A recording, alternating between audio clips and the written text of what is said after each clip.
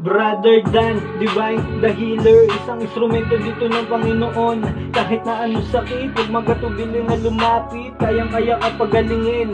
Mas mabisa ang gamutan, mabilis lang gagaling kapag malakas ang pananampalataya. Tiyong paniniwala sa Diyos. Oo, yan ang ating unang isa puso. Walang imposible pag sa Kanya nagtiwala.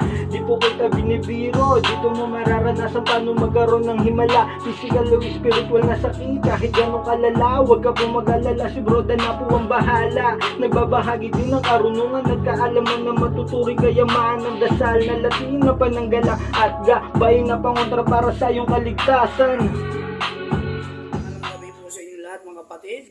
Narito po muli ang inyong likod, Brother Dan, upang magbahagi sa inyo ng munting kalaman patungkol sa oras pinagkaisahan ng 7 haring nunong kamatayan. Narito po ang orasyon.